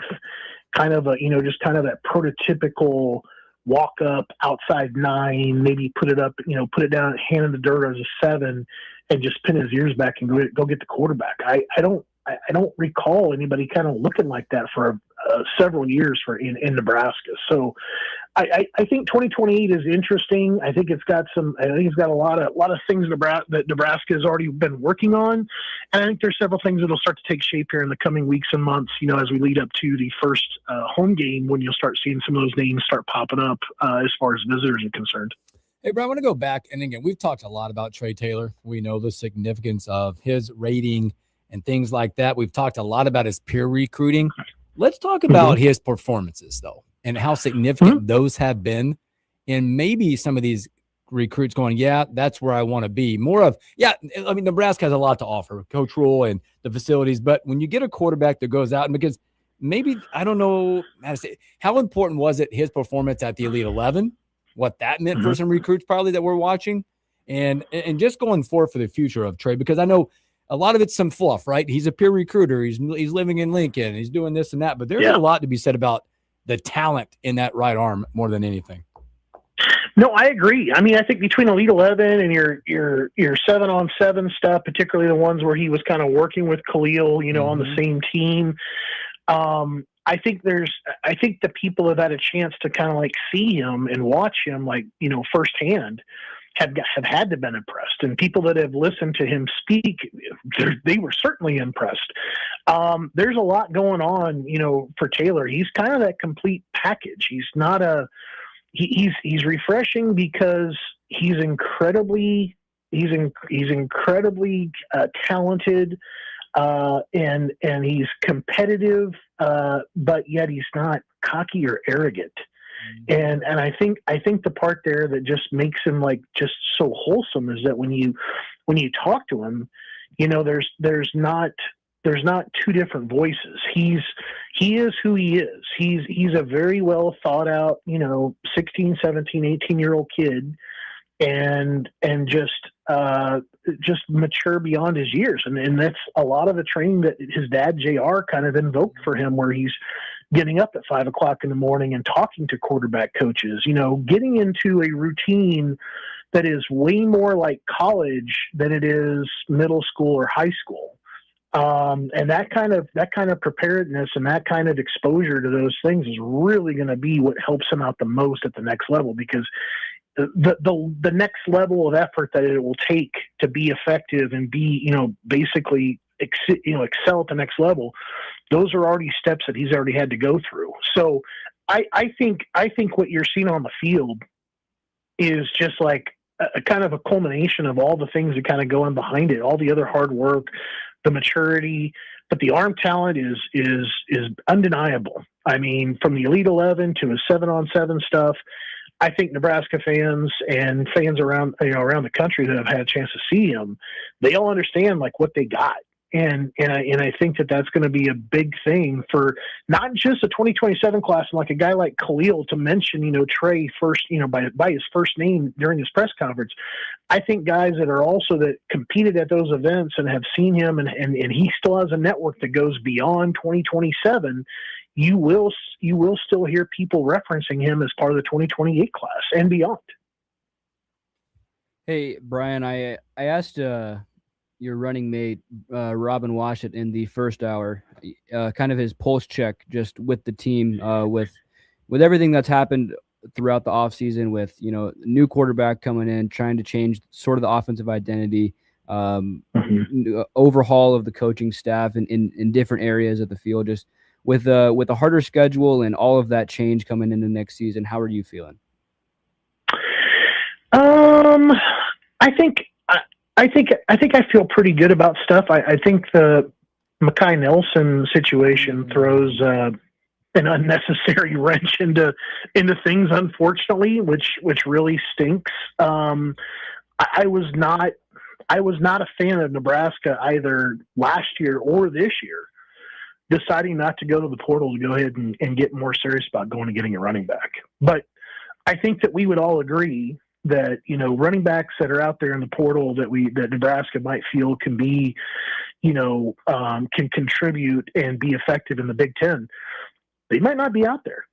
That's a pretty select kind of criteria, for people to feel like, yeah, we feel good giving him X amount of dollars to go ahead and come here to Nebraska because we feel like he can be a Big Ten running back. Man, you can't say that about a lot of guys. But I think I think that's a big stress point, I think, for Nebraska kind of moving forward. I think that room it had talent. It didn't have experience. I think it still has talent, but now it's got less depth. I've heard some really good things about Anthony Calandria, and I think people have to kind of understand a lot of things about him. And he is all about self-improvement. He's a hard worker. I think he's going to be the kind of guy that's going to be working with Latif and with Kalen and that group. He's going to want to work together with those guys to get better. I think on the defensive side of the football, I think that's going to be a trick. It always is a trick to kind of, fold in the new names and bring in the new coaching staff, change the style and the schematics for what you want to do. But if there was ever kind of a defense that I felt like you could do that and implement it, fairly quickly, and it doesn't speak to the complexity of it. I think it just kind of speaks to having the versatile bodies and capable of doing it. It's Rob Auert's defense, because he asks all those guys to kind of just be athletic, stay fresh, give them 100% in every play. I mean, he's gotten production out of all the various levels on his defense, which I find to be kind of astounding. So there's a lot of bodies there on the defensive side of the football that I think can kind of get into that mold and do those things for them. It's just going to take a little time to kind of get there. They're going to have a good 5-game stretch there where I think they can kind of pull some things together, get into some good rotations, figure out the right personnel to have on the field together with one another, and hopefully start out the season 5-0. But that's maybe the biggest question I have, as well as running back. Well, Brian, obviously, Husker fans, we like to talk about the future. That 27 class looks to be promising, but we're a lot about what have you done for me lately and what are you going to do for me this year? Talk about some of the young guys, maybe on both sides of the ball or one side of the ball that could, how it goes. It's fine. They're not even here yet. I'm speaking the truth. I get it. I'm speaking it. I get it. No, I get it. I get it, man. I mean, I think you're hitting on, kind of a pulse, I think. And I don't even know if it's like really fair to kind of go back into like the 2026 class. I mean, I think people like Sorensen and Rule and Odom, like people should kind of be expecting that stuff. I mean, if you kind of dig into, like, let's look at 2025, for example. I think there's a couple guys on defense where, I think that just you're hoping that you start to see something like somebody else kind of emerge. I know Malcolm Simpson was dealing with a lot of injuries, but he had a lot of suitors coming out of high school. I would think with his athleticism, because he was kind of an undersized nose, which Ulrich basically lived off of at San Diego State because they had mobility, they had athleticism. Simpson could be like tailor-made really for this defense.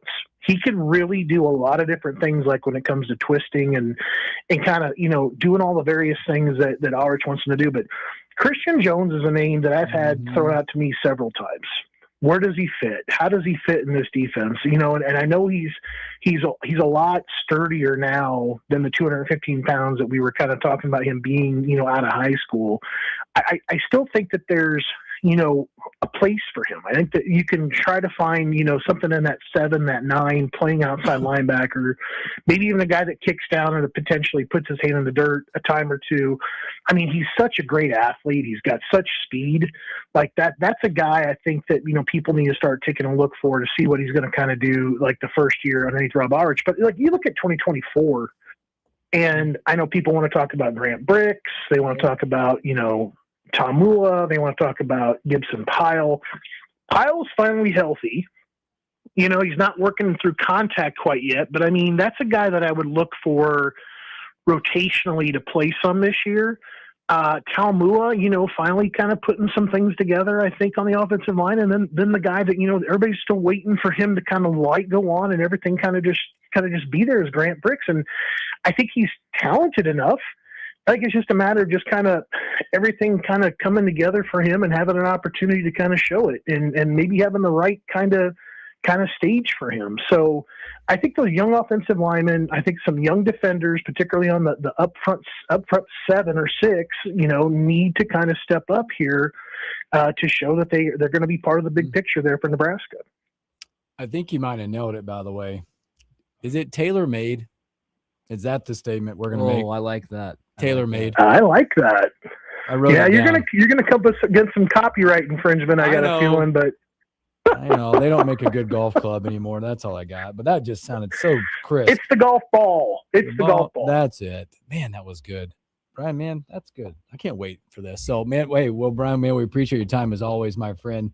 Can't wait to get more from you as we progress through. And Big Ten Media Day is not too far away, so we're getting close, my friend. Take care of yourself. Talk to you soon. Yep. Talk to you next week. See ya. Brian Munton, HuskerOnline.com. Great stuff. Him as always. Take our final break. Come back with stories that we missed.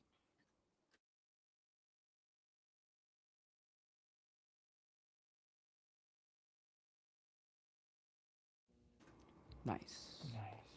That was nice. Mm-hmm. Some good stories out there. It's good to be able to talk about recruiting when your team actually recruits. Yeah, when they recruit. They recruit.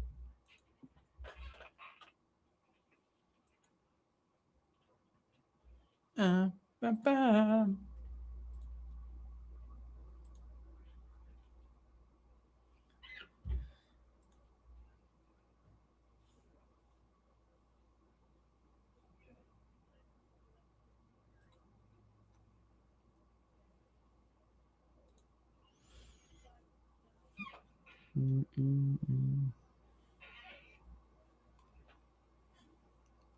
slept all crazy last night.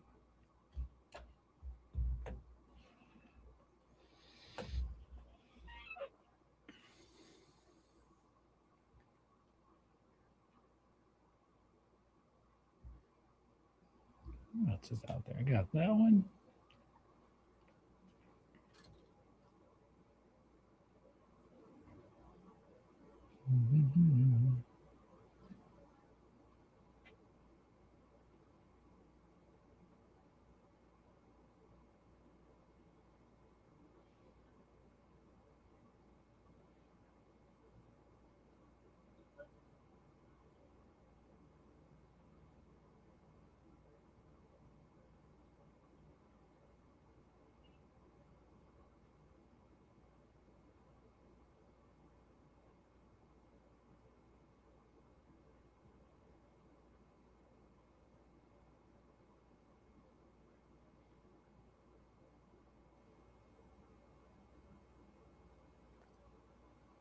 I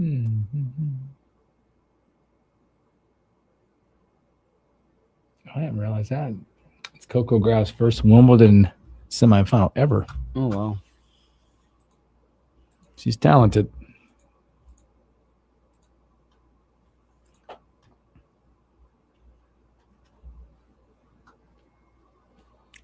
Ooh, we got a lot of live viewers today. What? They hanging out with us? I didn't even realize. Whoa, what's up? They're coming from. Thanks for hanging out with us. I see kind of see the plus the number.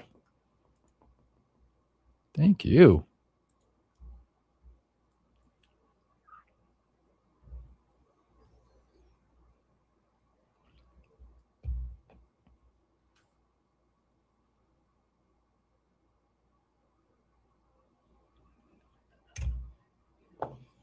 Alrighty. All right.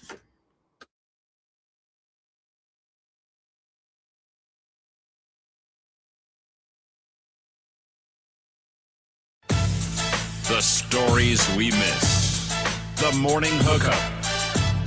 Welcome back in the Morning Hookup. Special thanks here to Brian Muntz with HuskerOnline.com. FloodX, I got you, bro. I'm here for more than you. Man, you guys are awesome. Thanks for hanging out with us.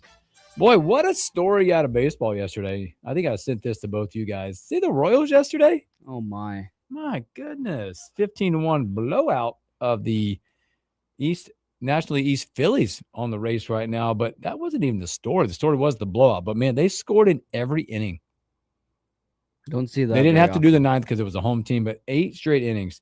They become the first team to score in every inning since the White Sox did against Cleveland on September 12, 2016. But by the way, the other thing, the Royals have done this before. They scored in all 8 innings against the Oakland A's in 98.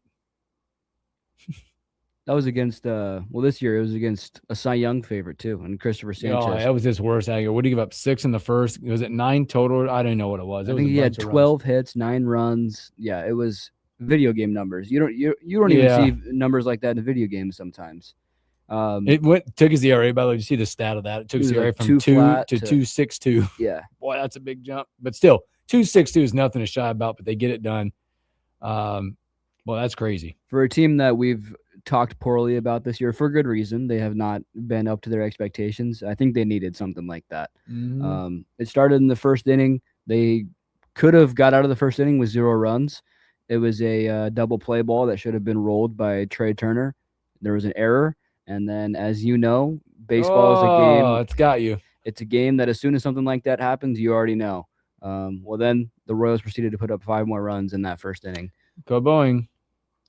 What else we got out there? Oh, Amir Khan. You remember the student manager that was with the box, the boom box, baby, with Will Wade at LSU, he was at McNeese with him. He's reuniting with him. He's going back at LSU. Yeah, let's go. You gotta have Ora Khan bringing in.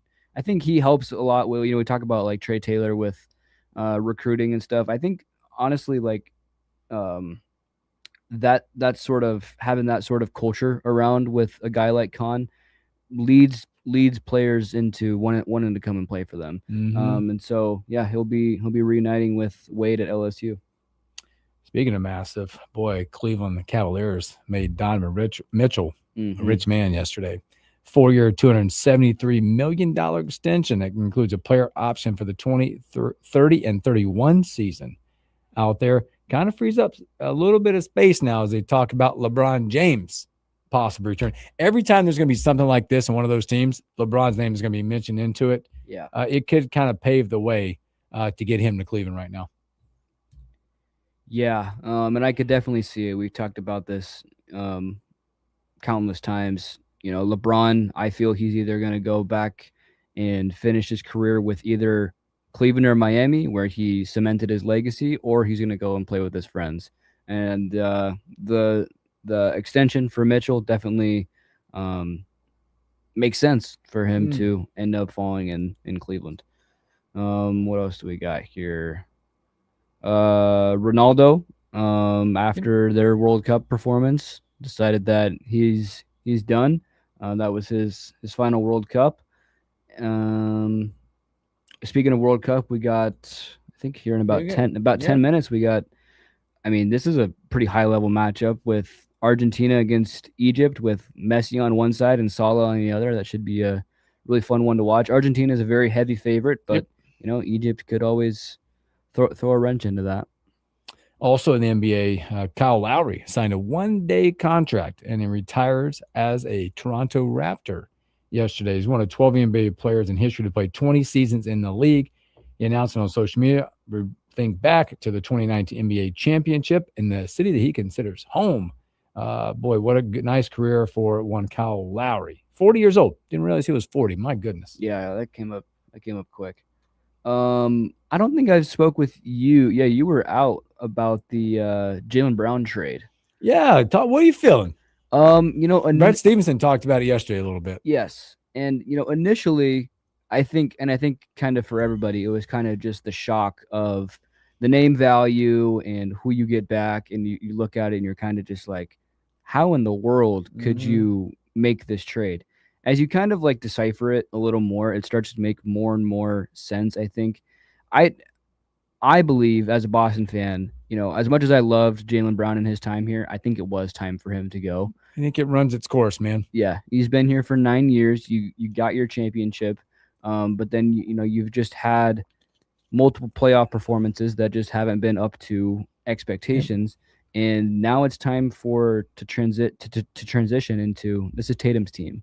Yep. And they become distractions. Yeah. Not that it's bad, but it becomes distractions in a team in a pursuit to try to get back to where they were. I don't hate it. And I think, you know, this roster that the Celtics are going to have next year, people are already like writing off the Celtics, and because they traded Jaylen Brown, that they're not going to be a playoff team. And I think that's kind of crazy. I think they're still going to be a top 3 team in the East next year. They still have. East is going to be the balance. I think a lot of it's going to be like with that trade where LeBron ends up at, what the East looks like from the balance perspective, be really interesting next year. The big signing there of Donovan Mitchell going back to Cleveland. Also in the news, source saying New York Knicks point guard Jalen Brunson undergoing surgery on his left wrist, but is expected to return to basketball 2 weeks later this summer. Not to be confused on a major thing, just a little probably clean up on the left wrist. Just got to rehab for it. I think it's so funny that American, it made like the top headlines. What else out there? We got some soccer going on today. Some baseball going on out there today. Tomorrow, we'll have the legend back. Husker legend Henry T. Buchanan will join the show. We also got word, we teased it, or Elijah teased it yesterday. There will be a couple All-Stars in the building. Nice. Thursday. A couple Salt Dogs All-Stars are going to join us Thursday around 10:06. You know, when we come back, that top of that second hour, we'll have two of the Salt Dogs here hanging out that made the All-Star team. Zach McCleve and Connor, I cannot say his last name. We'll ask him. Baneski? That's a cool one. He was the last man in, they call it, from the fan vote. Cool. We'll have those guys in a couple days, but Henry T tomorrow and a whole lot of you guys. Boy, what a big day. What a fun day. Thanks for hanging out with us. But extend, I got you. So you know I love the people. So we love you guys. Thanks for hanging out with us. You guys have a great Tuesday. Stay cool. Stay safe. Catch you on the hump day.